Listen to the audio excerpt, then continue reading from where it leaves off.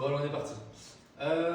Du coup, il faut savoir que la glycémie elle va varier à l'effort, je pense que vous le savez tous. C'est quoi la glycémie? C'est votre taux de sucre dans le sang, d'accord? Donc c'est le taux de glucides particulièrement. Ça va être affecté par la consommation d'une collation avant ou non de l'effort. Okay, à savoir que ça va varier en fonction de la qualité de la collation et du type de collation qu'on va prendre. Si on prend par exemple des glucides simples en excès, on va avoir un pic d'hyperglycémie suivi d'une hypoglycémie réactionnelle, pas forcément intéressant pour l'effort. Si on ne prend pas de collation, pas forcément intéressant non plus parce que la glycémie elle va baisser, on n'aura rien pour contrer, ou en tout cas ce qu'on expliquera un peu après. Si on prend des lipides avant la séance, exemple Burger King ou tacos, un peu compliqué pour les block jump. Voilà. À défaut de repas de la salle, c'est pas l'objectif.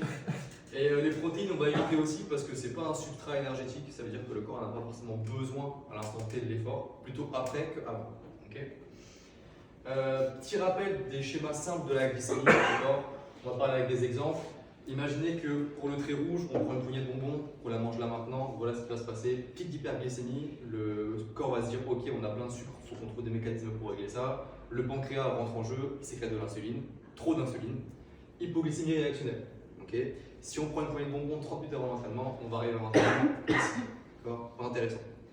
Si on prend cette poignée de bonbons avec une poignée d'amandes, par exemple, on va plutôt se situer sur le trait qui est violet, donc avec une charge glycémique moyenne. Là, on va déjà réduire l'impact de l'hypoglycémie derrière, donc déjà plus intéressant. Et le trait bleu, du coup, c'est avec une collation appropriée avant l'effort. Là, c'est le plus optimum entre guillemets. On n'aura pas d'hypoglycémie et on va avoir du sucre pour la séance. Okay, là, on part du principe ici que vous avez votre dernier repas 3 heures avant l'entraînement ou grosse collation 1h30 après. Donc vous avez une glycémie qui est stable, qui est normale, d'accord? C'est le rond rouge, d'accord? Quand vous allez commencer un effort physique, votre glycémie elle va baisser forcément. Heureusement, le corps il a des mécanismes par rapport à cette baisse. Donc le glycogène rentre en jeu. Le glycogène c'est quoi? C'est les stocks de glucose que vous avez dans votre foie et dans votre corps. Seulement les stocks ils ne sont pas illimités, d'accord? Au bout d'un moment il n'y en a plus. Et le but de prendre une collation avant l'effort, ça va être de retarder l'utilisation du glycogène et donc du coup d'avoir de l'énergie dans la continuité de l'exercice physique. D'où l'augmentation de la performance sur la durée. Okay, quelques idées de collation. 1h30 avant, ce qu'on peut prendre par exemple, encore une fois, du skyr avec du kiwi, du chocolat noir et de l'avoine, ou ça peut être aussi yaourt, pain en céréales, beurre de cacahuète, orange. D'accord, c'est que des exemples, ça varie en fonction des personnes, et il y a plein d'autres idées. Ce qui peut être intéressant aussi, c'est une collation juste avant l'effort, donc là principalement plus particulièrement des sucres simples. Ça peut être par exemple une ou des compotes avec 15 g d'amandes, ou des energy balls avec 15 g d'amandes aussi. Les boules de l'année. Comment? Les boules de l'année.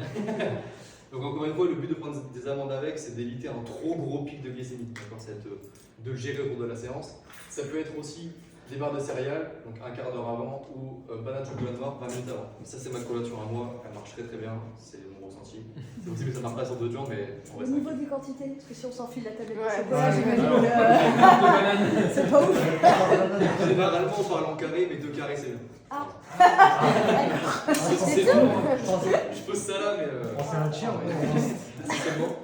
Est-ce que vous avez des questions ou pas? Non. Bah voilà. C'est la fin de la capsule. C'était assez court, assez rapide. Et semaine prochaine, du coup, une autre capsule sur un sujet complètement différent. Ce sera la relation entre le calcium et la contraction musculaire. Voilà. Donc un peu plus scientifique, un peu plus biochimique, mais super intéressant.